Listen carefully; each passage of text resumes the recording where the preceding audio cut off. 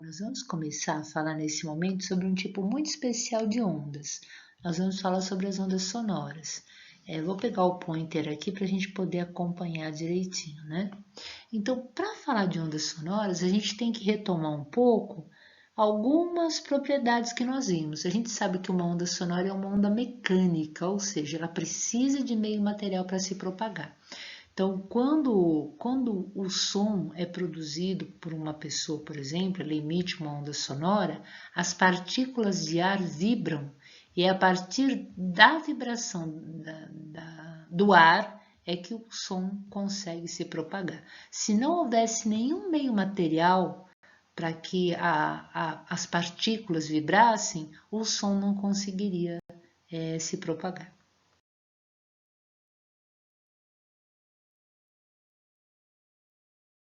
Bom, a gente vai retornar um pouquinho para lembrar da classificação das ondas quanto à direção de vibração.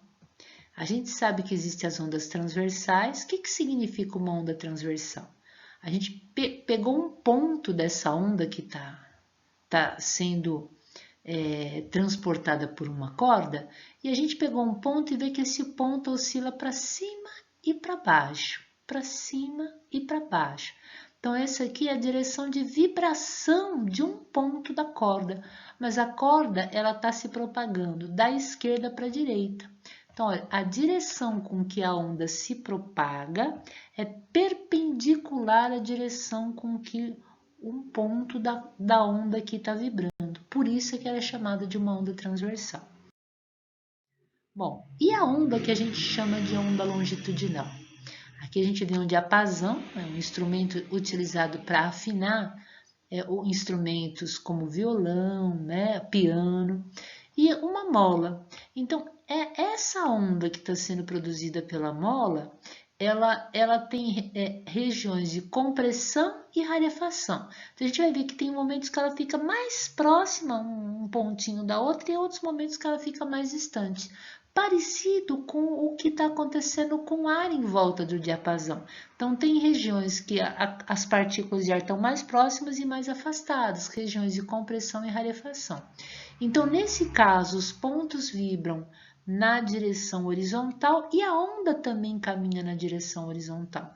Então, a direção de vibração coincide com a direção de propagação. A onda está caminhando da esquerda para a direita e os pontos vibram na mesma direção. Essas são as ondas que nós chamamos de longitudinais. O som é uma onda longitudinal.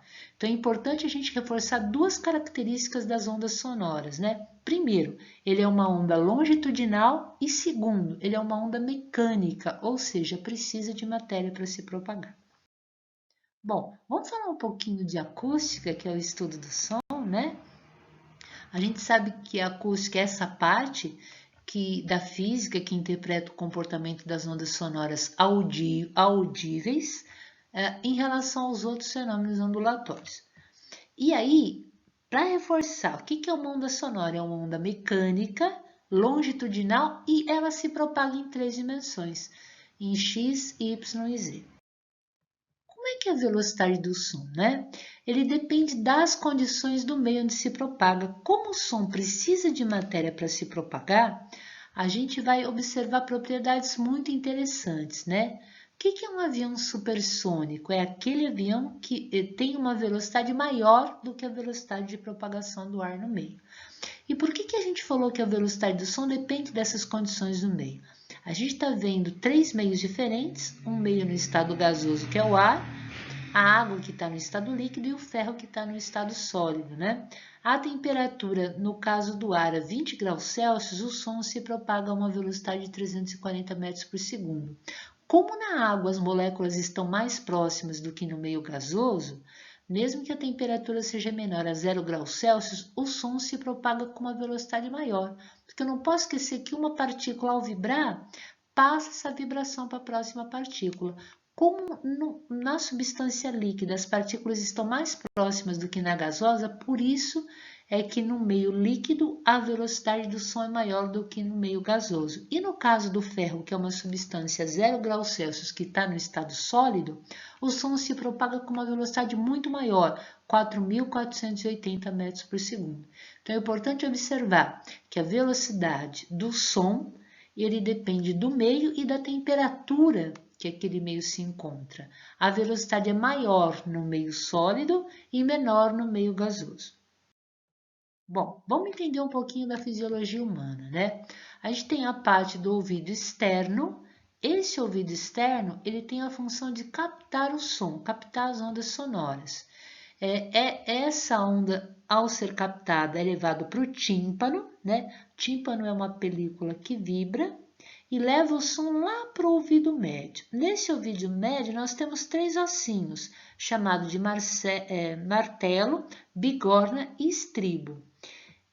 E quando o som chega ao ouvido interno, ele é amplificado por uma janela oval chamada de labirinto, né? Aqui a gente está na parte do ouvido interno. Quem tem inflamação no labirinto tem labirintite, né? E tem esse caracol também que ajuda a amplificar o som de 30 a 60 vezes. No ouvido interno, exatamente nessa região aqui, estão as terminações nervosas e elas vão transmitir esse impulso para o cérebro, né? Então, só para a gente entender, né? Então, eu tenho uma onda sonora que está captada aqui pelo ouvido externo, ele entra no ouvido médio, se amplifica através do caracol, né? E a partir disso, no ouvido interno, então tem as terminações nervosas que comunicam esse pulso para o cérebro. É assim que a gente compreende a fisiologia da audição humana. Bom, é muito importante entender então que eu tenho uma fonte que vai fazer uma oscilação com uma certa frequência, a gente vai ter zonas de compressão e rarefação. A distância entre 2 pontos de compressão ou 2 pontos de rarefação é o comprimento de onda daquela onda. Essa onda se propaga com uma certa velocidade, atinge o ouvido externo, que atinge o ouvido interno, até que tem uma terminação nervosa que encaminha esse pulso para o cérebro. Tem aqui uma imagem de uma onda, né? Uma onda sonora. A gente vai perceber que a gente tem ondas de compressão e rarefação, só para a gente ver como é que essas partículas vibram no caso de uma onda sonora. Bom, a altura. A gente vai ver alguns fenômenos importantes, algumas propriedades, desculpa, não fenômeno, né? A propriedade de altura não significa que a pessoa está berrando ou a pessoa está sussurrando. A altura diferencia som grave, né, graves, que tem baixa frequência, de sons agudos, que tem alta frequência. Então, é muito importante saber que essa propriedade chamada altura está relacionada à frequência da onda sonora. Olha que interessante, né? Nós temos ondas de mesma amplitude, só que essa aqui ela oscila, ela sobe e desce um número maior de vezes do que a da figura 2, ou seja, a frequência da onda 1 é maior do que a frequência da onda 2, ou seja, na figura 1 eu tenho um som de alta frequência em relação ao da figura 2, ou seja, o som da figura 1 é mais alto do que o da figura 2. Então, mais alto em termos de frequência mais agudo e mais grave é o som mais baixo, né? Então, só para reforçar, o que é a altura do som? É a qualidade que permite diferenciar som grave de som agudo. A altura de um som depende apenas da sua frequência. Aqui a gente vê que a gente tem uma faixa de frequência que o ser humano capta. Então, essa faixa de frequência que o ser humano capta é que nós chamamos de som, né? Agora nós temos abaixo da frequência que o ouvido humano capta, a gente chama de subsom, e acima nós chamamos de ultrassom. A gente pode perceber que alguns animais vão captar frequência dessas ondas que nós não captamos, o caso do camundongo, da mariposa, do morcego, e tem faixas de frequência abaixo da frequência da audição humana que, como o som de terremoto, os pombos e os elefantes conseguem captar e nós não conseguimos captar.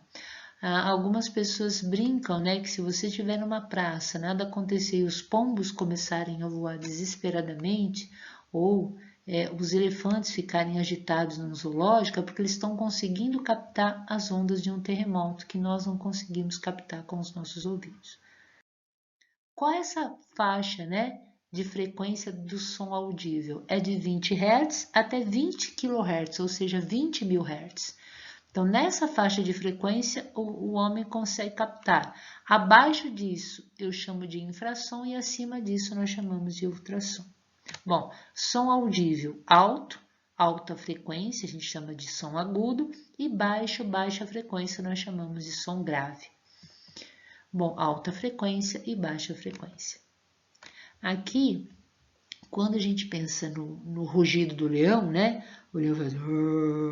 Ou seja, olha, ele é um som de baixa frequência. Já o gatinho, miau, miau, miau, miau, o ritmo é maior, ou seja, é um som agudo, é um som de alta frequência. É importante a gente entender algo que nós chamamos de intervalo acústico. O intervalo entre dois sons é a razão entre as frequências destes sons. Então, se você dividir a frequência do primeiro sobre a frequência de um segundo som emitido, nós chamamos isso de intervalo. Se esse intervalo é igual a 2, dizemos que o intervalo entre os dois é uma oitava.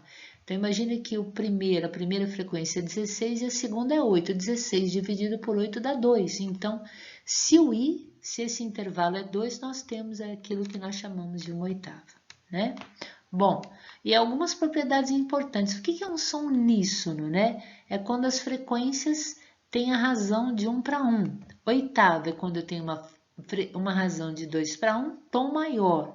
É quando a frequência do primeiro dividido pela frequência do segundo dá uma razão de 10 nonos, e tom menor quando essa divisão de F1 sobre F2 é 16 sobre 15 avos. O que é intensidade sonora? Né? Essa intensidade está ligada com a variação da energia emitida pelo som dividido pelo intervalo de tempo vezes a área atravessada por essa onda sonora. A gente sabe que energia dividido por tempo é a potência dessa fonte sonora, né?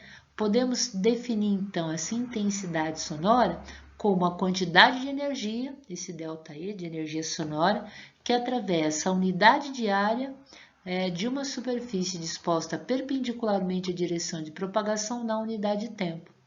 Então a gente imagina uma onda sonora caminhando, imagina um anteparo, né? E a gente imagina essa quantidade de energia sonora atravessando essa área numa certa unidade de tempo. Bom, como energia sobre intervalo de tempo é potência, a gente pode falar que essa intensidade sonora é a potência sobre a área. A potência é medida em watts no sistema internacional e a área em metro quadrado. Então, essa intensidade sonora vai ter unidade no sistema internacional de watts por metro quadrado. A faixa de intensidade sonora que o ser humano consegue ouvir, a menor intensidade sonora é 10 a menos 12 watts por metro quadrado, e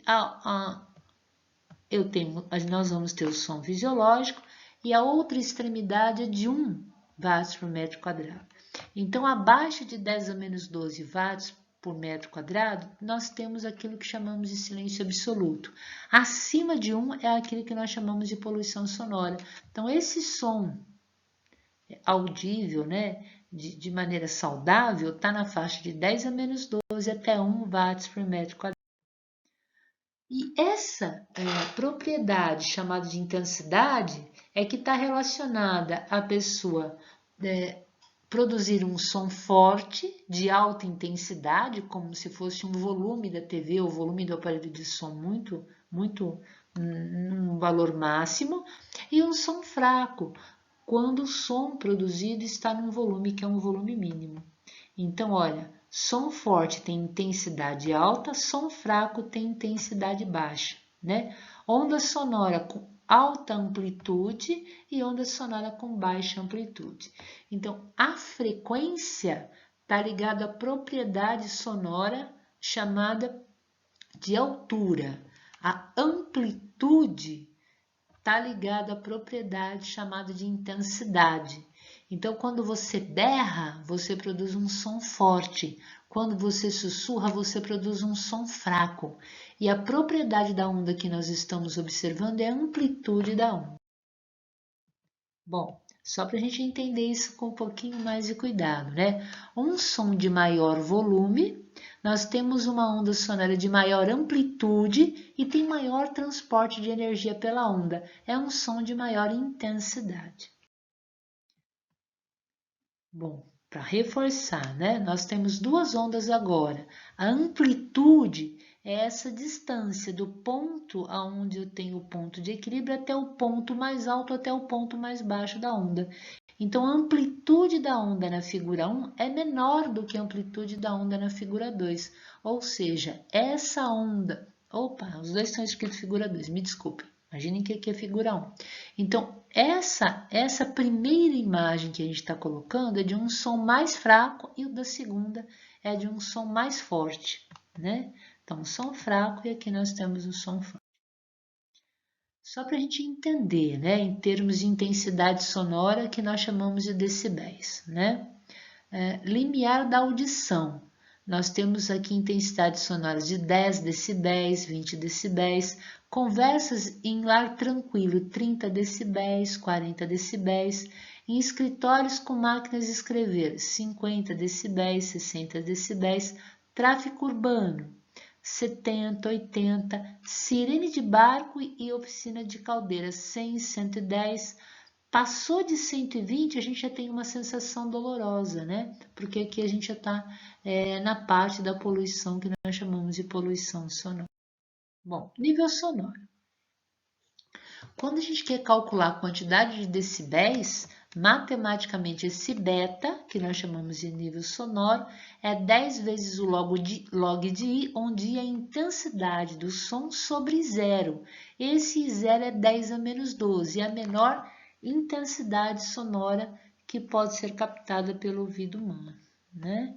Então, em quantidade de decibéis, se nós trocarmos o I por 10 a menos 12, o beta vai ser igual a 0 decibéis, né? É o limiar da audibilidade. E se nós trocarmos esse I por 1, né? A gente vai ter 120 decibéis, que é o limiar da dor. Silêncio absoluto antes de 0 decibéis é o som fisiológico e a poluição sonora para um nível sonoro maior do que 120 decibéis. Timbre. Bom, que propriedade é essa, né? Está relacionada à forma da onda. Então, se eu quero distinguir dois sons de mesma altura, ou seja, mesma frequência, de mesma intensidade, mesma amplitude, só que são emitidos por fontes diferentes, né? Então, aqui a gente tem dois sons que vibram praticamente com a mesma frequência, eles têm amplitudes praticamente iguais, mas o formato da onda são formatos diferentes, então tem timbres diferentes, né? Então, para explicar isso com mais exatidão, timbre do som é a qualidade que permite diferenciar duas ondas sonoras de mesma altura e mesma intensidade, emitidos por fontes diferentes. O timbre está relacionado à forma da onda emitida pelo instrumento. A gente tem aqui praticamente ondas de frequências e amplitudes praticamente iguais, só que o formato com que a onda é emitida depende da fonte. Se for um diapasão, eu tenho um tipo de onda, se for uma flauta, um violino, a voz, né, quando a gente fala letra A, e uma clarineta, né? Então, nós temos formatos diferentes, características daquela fonte que emitiu aquela onda sonora. Bom, agora a gente vai ver alguns fenômenos que podem ocorrer, né? A reflexão do som. Quando as ondas sonoras atingem um obstáculo fixo, como uma parede, elas sofrem reflexão com inversão de fase, né? A persistência auditiva é o tempo que leva para a gente deixar de perceber um som. Essa persistência auditiva é cerca de 0,1 segundo. Quando é que ocorre o eco, né? Quando a pessoa percebe o som por ela emitido duas vezes distintas. Então, o som é emitido, bate no anteparo, sofre reflexão e volta.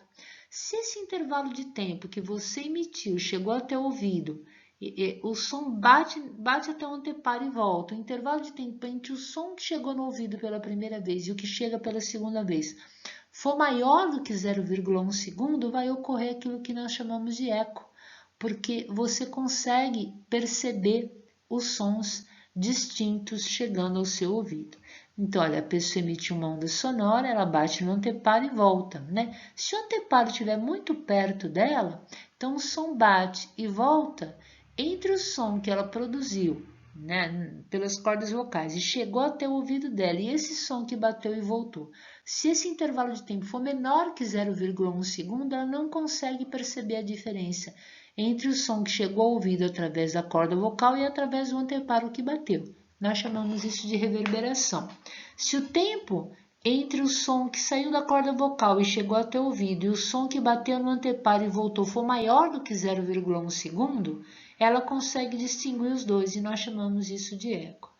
Aqui nós temos o exemplo do morcego, que consegue localizar os objetos através da onda que foi emitida por ele e refletida pelo objeto. Então, esse tempo que leva para essa onda chegar e ele capta, ele sabe se o objeto está mais distante ou mais próximo dele e consegue localizar o objeto.